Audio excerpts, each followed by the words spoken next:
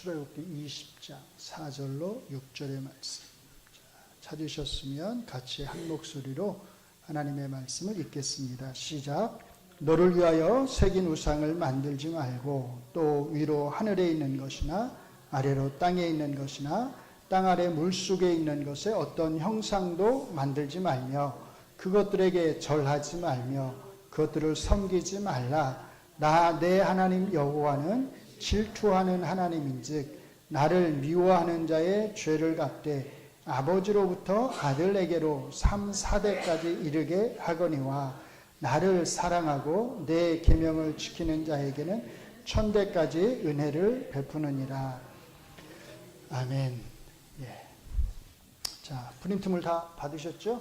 예, 오늘 그 십계명 소요리 문답의 제 49문부터 52문까지 제 10계명의 두 번째 계명, 제 2계명과 관련된 것을 함께 살펴보도록 하겠습니다. 자, 제가 문을 하고 우리 성도님들이 답을 하시겠습니다. 제 49문, 제 2계명은 무엇입니까?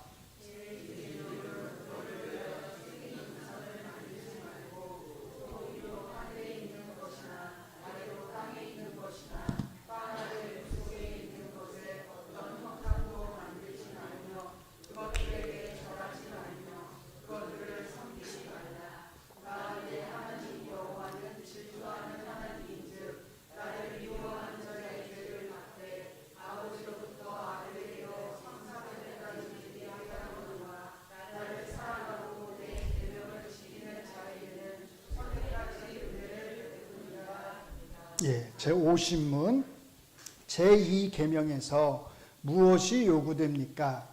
제2계명은 하나님이 자신의 말씀에서 정하신 모든 종교적 예배와 예배를 순수하고 완전하게 받아들이고 지키며 유지할 것을 요구합니다. 제51문 제2계명에서 무엇이 금지됩니까?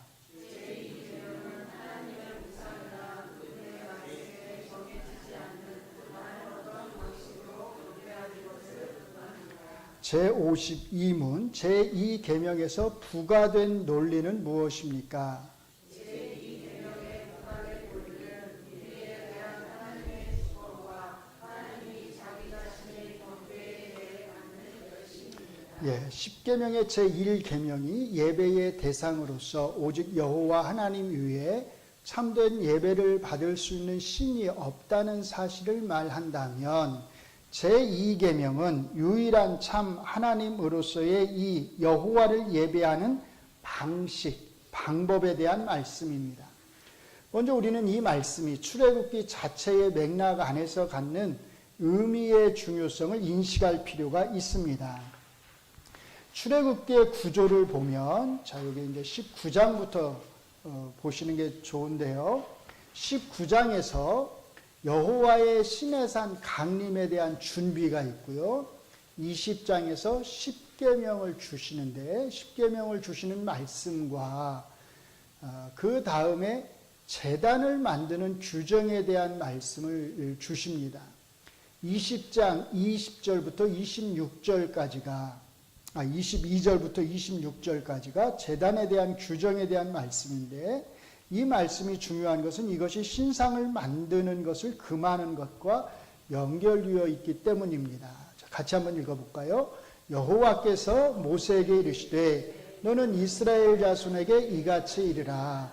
내가 하늘로부터 너희에게 말하는 것을 너희 스스로 보았으니 너희는 나를 비겨서 은으로나 금으로나 너희를 위하여 신상을 만들지 말고 내게 토단을 쌓고 그 위에 내 양과 소로 내 번제와 화목제를 드리라. 내가 내 이름을 기념하게 하는 모든 곳에서 내게 임하여 복을 주리라. 내가 내게 돌로 제단을 쌓거든 다듬은 돌로 쌓지 말라. 내가 정으로 그것을 쪼면 부정하게 함이니라. 너는 층계로 내 제단에 오르지 말라. 내 하체가 그 위에서 드러날까 함이니라. 자, 22절을 다시 한번 보세요. 여호와께서 모세에게 이르시되 너는 이스라엘 자손에게 이같이 이르기를 자, 내가 하늘로부터 너희에게 말하는 것을 너희가 스스로 보았다 이렇게 말씀을 하세요. 자, 이게 무슨 의미일까? 왜 이 말씀을 하나님이 하시는 걸까요? 야, 내가 지금 이 장면을 보시면 이스라엘 백성들이 하나님이 시내산에 강림하셔서 말씀을 하시는데 막 두려워 떨거든요. 그래서 그 하나님이 직접 말씀하지 마시고 모세 당신을 대신해서 말씀하게 해주세요. 이렇게 이제 부탁을 하잖아요. 그래서 10계명만 하나님이 직접 말씀하시고 나머지는 이제 모세를 통해서 말씀을 하시는 거예요. 근데 이제 22절에 보시면 뭐라고 하냐면 내가 하늘로부터 말하는 걸 너희가 들었다 이렇게 말씀을 하세요. 왜 이렇게 말씀을 하시겠느냐? 어떤 말을 할 때는 그 말을 하는 의도가 있는 거죠. 왜 이렇게 내가 하늘로부터 말하는 걸 들었다 너희가 왜 이렇게 말씀을 하실까요?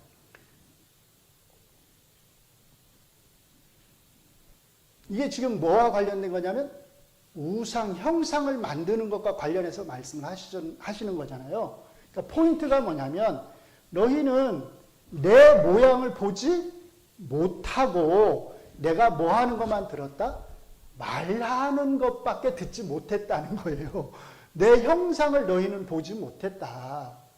내가 하늘로부터 말하는 소리만 들었지 어떤 형상도 너희는 나에 대한 형상을 보지 못했다는 거예요. 거기에 사실 포커스가 맞추어져 있는 것입니다. 그렇기 때문에 제단을 쌓을 때도 거기 보시면 크게 세 가지 규칙을 정해주세요. 첫째, 흙으로 단을 쌓아라. 둘째, 돌로 단을 쌓을 경우에는 다듬지 말아라. 인위적인 어떤 것을 가하지 말라는 말씀 같아요. 세 번째, 그 단에 올라갔을 때 하체가 드러나지 않도록 단에 층계를 만들지 말아라. 뭘 말씀하시냐면 그 단의 거룩성을 말씀하시는 거죠. 자, 제단에 대한 이 규칙에 따르면 하나님 앞에 제사를 드릴 때 그 앞에 어떤 형상도 없는 상태로, 왜? 그들이 본 게 없잖아요. 소리만 듣고 어떤 형상도 없는 상태로 그냥 제물을 드릴 수 있는 형태로 제단을 만들도록 규정하신 것을 알 수 있습니다. 그리고 이제 21장부터 23장에 걸쳐서 시민법과 그 이스라엘 백성들이 서로 간에 지켜야 될 법과 절기법, 절기에 관한 말씀이 나오고요.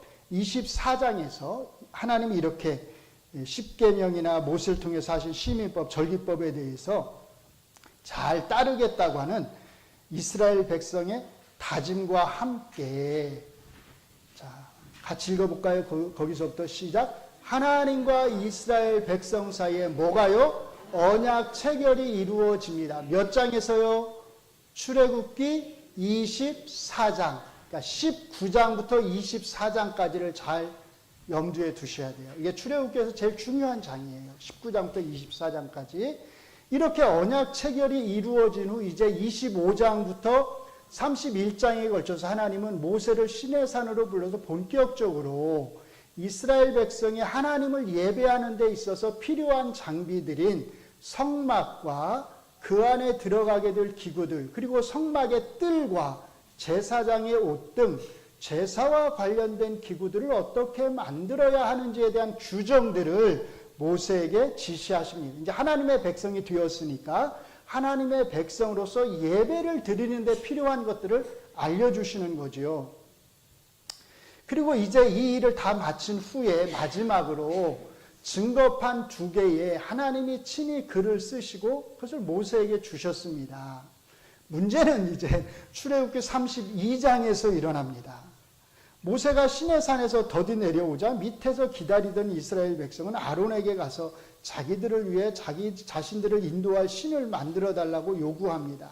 아론 역시 이들의 요구에 동조하여 이들에게서 금고리를 받아 조각칼로 새겨 송아지 형상의 우상을 만들고 이렇게 말합니다. 같이 읽습니다. 아론이 그들의 손에서 금고리를 받아 부어서 조각칼로 새겨 송아지 형상을 만드니 그들이 말하되 이스라엘아 이는 너희를 애굽 땅에서 인도하여 낸 너희의 신이로다 하는지라.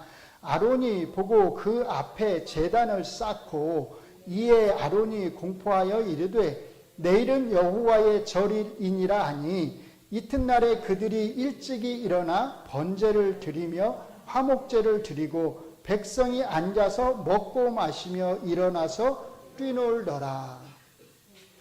제단 앞에 뭘 뒀어요? 형상이 새겨진 어떤 신의 형상을 뒀다는 거예요. 이들은 자기들을 애굽에서 인도하여 낸 하나님, 신이 있다는 사실을 부정하지 않았습니다. 단지 그 신을 형상화했을 뿐입니다. 이것은 그 다음 말씀에서도 잘 증명이 됩니다. 같이 읽습니다. 그들이 내가 그들에게 명령한 길을 속히 떠나 자기를 위하여 송아지를 구워 만들고 그것을 예배하며 그것에게 제물을 드리며 말하기를 이스라엘아 이는 너희를 애굽 땅에서 인도하여 낸 너희 신이라 하였도다. 자, 문제는 여호와 하나님을 이런 식으로 어떻게 하는 거예요? 형상화하는 것 자체가 하나님의 존재에 대한 부정과 다르지 않다는 것입니다. 왜냐하면 이것은 하나님을, 여호와 하나님을 이방인의 신과 똑같이 만드는 것이기 때문이죠. 그러므로 이 사건은 이후에 모세가 자기의 목숨을 내걸고 여호와 하나님과 담판을 지어야 할 만큼의 어마어마한 큰 사건이었습니다. 같이 읽습니다. 모세가 여호와께로 다시 나아가 여짜오되 슬프도소이다. 이 백성이 자기들을 위하여 금신을 만들어 싸우니 큰 죄를 범하였나이다. 그러나 이제 그들의 죄를 사하시옵소서. 그렇지 아니하시오면 원하건대 주께서 기록하신 책에서 내 이름을 지워버려 주옵소서.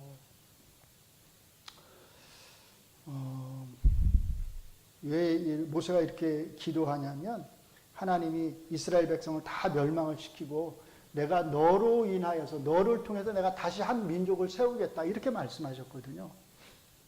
저는 사실 출애굽기 초반에 보시면 하나님이 모세를 부르시는데 모세가 계속 거부를 하잖아요. 끝끝내 막 거부를 해요. 하나님이 나중에 책망을 합니다. 하도 거부를 하니까 저는 말을 못합니다. 그러니까 야 걱정 마. 옆에 형이 있잖아. 내가 형 아론을 세워줄게. 그래도 거부를 해요. 그러니까 더 이상 변명이 할 것도 없는데 계속 거부해. 하나님이 끝까지 하시다가 뭐라고 하셔요. 왜 하나님이 모세를 이렇게 끝까지 지도자로 세우려고 하셨을까? 말도 잘 못하는데 그런 의문이 들었거든요. 근데 이 부분을 제가 읽으면서 하나님이 왜 모세를 지도자로 세우려고 했는지를 깨닫게 됐어요. 역시 다르구나. 지도자는 자기 목숨을 내걸고 이스라엘 백성들을 살려달라고 하잖아요. 책임감이 있는 거죠. 자, 잘 보세요. 뿐만 아니라 이 사건으로 인한 이스라엘 백성의 죄를 용서하시는 하나님의 은혜는 이후의 이스라엘 역사에서 하나님의 절대적인 은혜의 주권적 선포의 배경이 됩니다. 그래서 이 이야기가 계속 이어지는 거예요. 지금 이 사건에 대한 이야기가 이어지는 겁니다. 33장 19절을 같이 읽습니다. 여호와께서 이르시되 내가 내 모든 선한 것을 내 앞으로 지나가게 하고 여호와의 이름을 내 앞에 선포하리라. 나는 은혜 베풀 자에게 은혜를 베풀고 긍휼히 여길 자에게 긍휼을 베푸느니라. 이게 모세의 기도에 대한 하나님의 응답으로서 이 말씀을 하시는 거예요.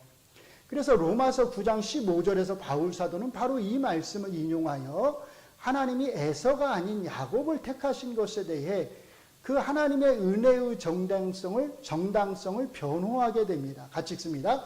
기록된 바 내가 야곱은 사랑하고 에서는 미워하였다 하심과 같으니라. 그런즉 우리가 무슨 말을 하리요? 하나님께 불의가 있느냐? 그럴 수 없느니라.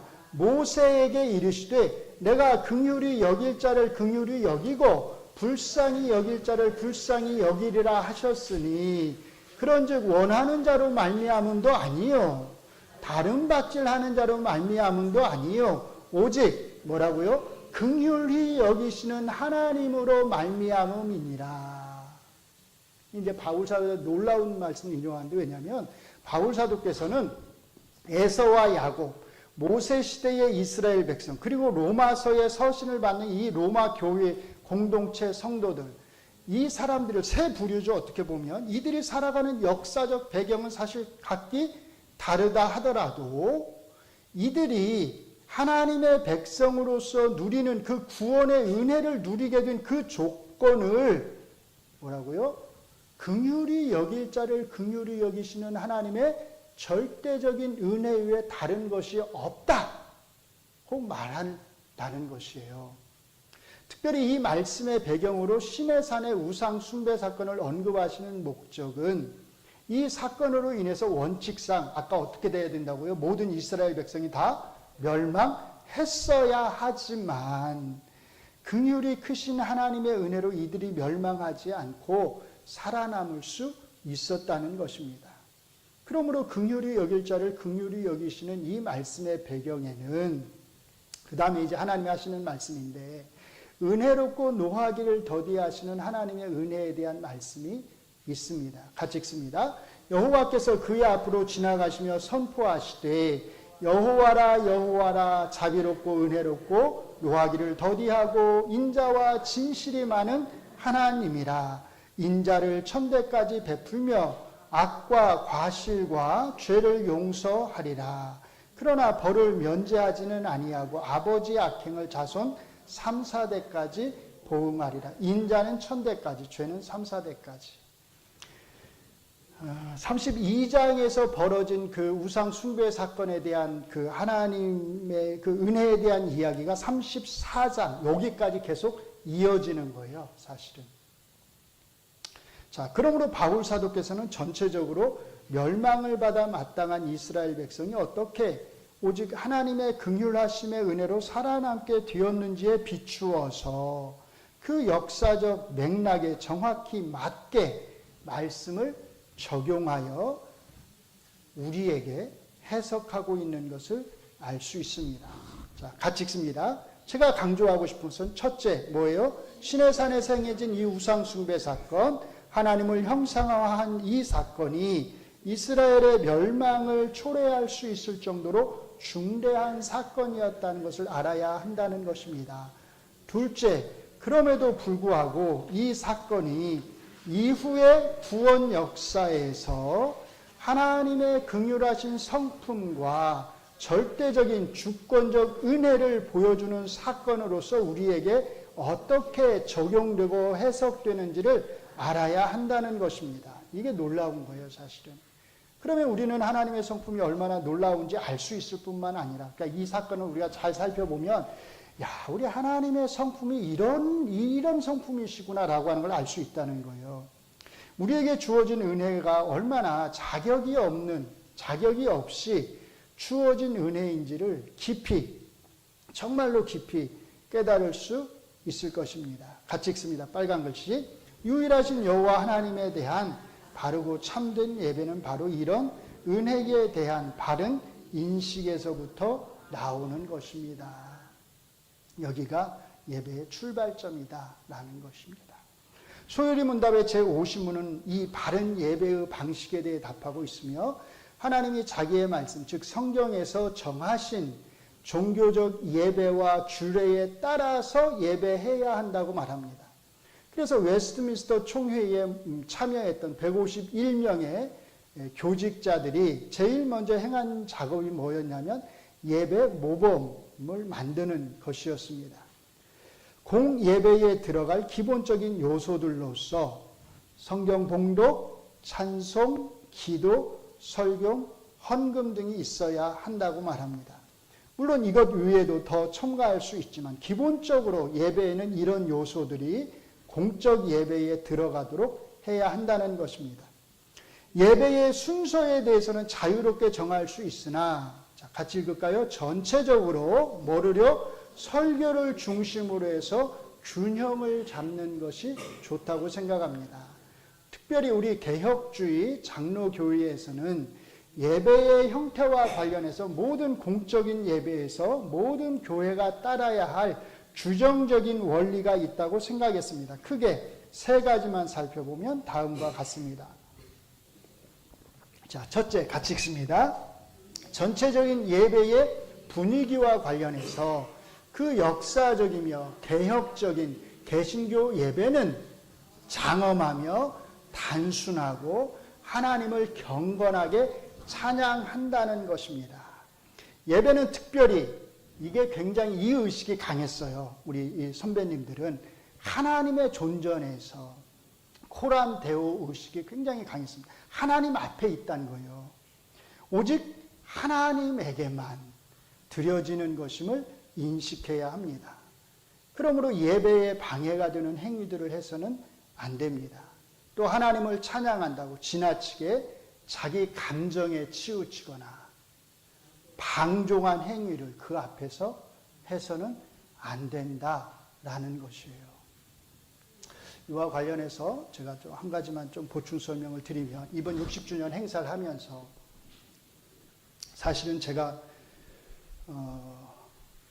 그 이제 뒤에 2부 행사가 있기 때문에 일부 우리가 이제 그 예배를 한 11시에 시작을 해서 11시 40분 정도 마무리를 하고 2부 행사를 한 12시 반 정도 이렇게 끝냈으면 좋겠다라는 생각을 했었고, 또 우리 준비위원장이신 이태근 장로님도 조금 짧게 설교를 해주셨으면 좋겠다는 이제 부탁도 있었고, 저도 뭐 이제 거기에 동의를 해서 그렇게 하겠다고 생각을 했어요. 근데 한 주간 남겨놓고 새벽에 제가 예배를 마치고 이렇게 기도를 하는데 문득 이런 생각이 들었어요. 우리가 왜 행사를 하는 거지? 행사를 위한 예배를 드리는 건가? 예배를 위한 행사를 하는 건가? 문득 기도하면서 이 생각이 드는 거예요. 행사를 위한 예배를 드리는 겁니까? 예배를 위한 행사를 하는 겁니까? 그래서 제 마음속에 또 어떤 생각이 드냐면, 짧게 해가지고 40분에 끝내면 오신 분들 중에 이 교회가 행사를 위해서 예배 시간을 줄였구나. 좋을 수는 있는데, 좋겠죠? 예배 짧게 드리니까. 근데 분명히 그분들 중에는 이 교회가 행사를 위해서 예배 시간을 짧게 줄였네. 이렇게 생각하실 분이 있을 것 같아요. 순간적으로. 그래 내가 어떤 생각을 했냐면, 우리가 잘못 생각하고 있구나, 지금. 우리가 지금 행사를 위해서 예배를 드리려고 하고 있구나라는 생각이 드는 거예요. 그래서 그러면 몇 분 정도의 끝 예배를 마치는 것이 여기에 오신 분들에게도 우리가 행사를 위해서 예배를 줄이지 않았다고 하는 인식을 주면서 그 2부 행사까지 우리가 잘 할 수 있을까? 사실 이 고민을 좀 했어요. 그래서 생각해 보니까 45분, 한 50분 정도 마치면 행사를 위해서 예배 시간을 줄였다라는 인식은 안 주겠다라는 생각이 들더라고요. 이 얘기를 미리 사실 우리 장로님한테 얘기를 했어야 되는데 제가 이 얘기를 미리 사실은 안 했었어요. 그래서 설교하면서도 눈치가 보이더라고요. 내가 약속한 게 있으니까 설교를 짧게 하겠다고 시간은 막 가는데 그래서 사실 눈치가 좀 많이 보였었어요. 자, 제 말의 포인트. 우리가 어떤 일을 할 때 행사를 위해서 공예배를 줄이면 안 된다. 무슨 행사를 하기 위해서 우리가 예배를 줄일 수 있다라는 인식을 심어주면 안 된다라는 것이에요. 저도 이번에 제가 이제 그런 식으로 생각을 했다고 하는 것에 대해서 저 자신을 좀 잘 돌아보았고, 우리가 이 부분에 있어서는 조금 조심할 필요가 있겠구나라는 생각을 했습니다. 물론 우리가 이제 이런 오후 예배나 뭐 다른 그 공적인 예배가 아닌 거라면 저는 뭐 줄일 수 있다고 생각을 해요. 그러나 우리가 주일 오후 11시, 이거는 하나님 앞에 공적으로 우리가 모여서 일주일에 한 번 엎드려 경배하는 시간입니다. 그렇기 때문에 이 시간은 하나님 앞에 얼마나 오래 드리느냐가 물론 그게 뭐가 중요하겠느냐라고 생각할 수도 있겠지만, 적어도 우리가 평소에 하는 만큼의 그 정성을 담아서 그렇게 하나님 앞에 예배를 드리는 게 합당하지 않겠느냐라고 하는 것이고, 하나만 더 부탁을 드리면 그 공적인 주일 예배 시간에는 다음에 혹시 우리가 무슨 일을 한다 할 경우에도 사진을 찍는다거나 이렇게 왔다 갔다 하면서 예배를 방해하는 행위들을 하지 않았으면 좋겠다라고 하는 것이에요. 제가 그날 미리 광고를 좀 했으면 좋았을 텐데 중간에 여기 광고를 좀 해서 죄송하긴 했었는데, 그런 것들을 우리가 사실은 세심하게 좀 살필 필요가 있겠다라는 생각이 듭니다. 여러분들이, 우리 성도님들이 다음에도 그런 것들을 좀 참고를 하셨으면 좋겠어요. 예배와 관련해서 나왔기 때문에 제가 좀 보충 설명을 드렸습니다. 자, 둘째, 예배의 중심에는 같이 읽습니다. 언제나 설교가 있었습니다. 특히 개혁주의 교회에서는 종교개혁 이후로 강해 설교를 선호해 왔습니다. 올드는 초기부터 설교는 성경을 읽은 것에 대한 설명이어야 한다고 생각되었다. 설교는 어떤 종교적인 주제에 대한 강의가 아니다. 대신에 설교는 성경 본문에 대한 설명이다라고 말했습니다. 그러므로 성경적 설교란 하나님의 말씀이 본문에 분명히 토대를 두고 있는 강해적이며 복음적인 설교를 의미한다. 좀 개인적인 얘기를 해서 죄송한데 오늘 저희가 몇 장을 봤죠? 창세기 48장, 49장을 살폈어요. 근데 우리가 대부분 성경을 읽을 때는 물론 50장까지 다 읽지만 교회 공동체 안에서 설교를 할 때는 거의 48장, 49장 설교를 아마 들어보신 적이 거의 없을 거예요. 대개 요셉의 이야기, 요셉이 출세하는 이야기, 요 정도 선에서 대개 그 설교들이 끝이 납니다. 48장, 49장, 이거 뭐 축복하는 이야기, 뭐 나중에 가나안에다 묻어달라고 하는 이런 유언들은 그렇게 설교에서 많이 다루지를 않아요. 근데 강해 설교를 하다 보면 다루지 않을 수가 없고 이것들이 얼마나 중요한지를 모르겠어요. 오늘 잘 느끼셨을지 모르겠는데 잘 못 느끼셨다면 책임은 저에게 있겠죠. 이 48장, 49장이 정말로 얼마나 중요한지 이걸 우리가 사실은 알 수 있다는 거예요. 근데 이거를 설교를 안 하고 이 의미들을 설교를 안 하고 넘어간다는 것은 안타까운 거잖아요, 사실은. 그래서 우리 개혁주의 선배들은 성경적 설교란 이렇게 강해 설교를 통해서 성경에 있는 말씀들의 중심, 핵심들을 잘 성도들에게 설명해 주어야 한다. 그래야 성경을 전체적으로 성도들이 알고 이해할 수 있다. 이렇게 우리에게 가르쳤던 것입니다. 물론 때때로 이제 그러다 보면 좀 어려운 부분도 있고 뭐 지루한 부분도 있고 하겠죠. 어떻게 뭐 항상 다 흥미있고 재미만 있을 수 있겠어요. 그러나 중요한 건 하나님의 말씀이 그 안에 중요하게 던져주고자 하는, 우리에게 주고자 하는 메시지가 담겨져 있다는 것입니다. 그리고 우리가 그걸 알아야 된다는 거죠. 자, 마지막으로 같이 읽습니다. 성경적 예배와 관련하여 개혁주의 교회에서 중요하게 여긴 것 중 하나가 어떤 찬양을 하나님 앞에 올려야 하는 것이었습니다. 이것도 사실 우리가 크게 잘 신경 안 쓰는 것일 수 있는데 사실은 잘 신경을 쓰셔야 되는 거예요. 찬양과 관련해서도 개혁주의자들은 성경에서 그 답을 찾고자 했습니다. 그래서 같이 읽습니다. 우리의 찬양은 성경적이고 신학적인 내용으로 풍부해야 한다고 생각했습니다. 그래서 일부 교회들은 시편 찬송을 주로 예배 음악으로 사용했습니다. 그러나 성경적이라고 하는 것이 반드시 시편 찬송만을 예배 음악으로 사용해야 한다고 하는 것을 의미하는 것은 아니었습니다. 중요한 것은 예배 찬송의 중심에는 같이 읽습니다. 가능한 한 하나님을 높이고 하나님의 영광을 드러내는 찬송이 있어야 한다는 것. 적어도 공예배 시간에는 이런 찬송을 우리가 잘 선별해서 불러야 한다는 거예요. 반면에 우리의 예배 음악에 성경적이지 않은 내용이 들어가지 않도록, 성경적이지 않은 게 있나 이렇게 생각하실지 모르겠는데 많은 신경을 썼습니다. 우리 믿음의 선배들이 보여준 바른 예배에 대한 자세와 열심을 시대에 맞지 않는 과거의 것으로 치부할 것이 아니라 그 의도와 목적을 잘 살펴야 할 것입니다. 같이 읽습니다. 한 분 하나님은 어제나 오늘이나 항상 동일하시며 동일한 방법으로 예배를 받기를 원하실 것입니다. 소요리문답 제52문에 부과된 논리가 가르치는 것이 바로 이것이라 생각합니다. 질투하시는 하나님은 하나님의 주권과 자기 자신에게 맞는 경배를 받고자 하시는 열심을 가지신 하나님이십니다. 그 말은 우리의 방식대로 우리가 원하는 대로 예배 드릴 수 있는 하나님이 아니라는 뜻입니다. 그러므로 우리는 항상 우리를 향하신 하나님의 주권과 하나님의 영광에 걸맞는 예배가 어떤 예배인지에 대해서 고민하며 거기에 합당한 성경적 예배를 드릴 수 있도록 노력해야 합니다. 아멘.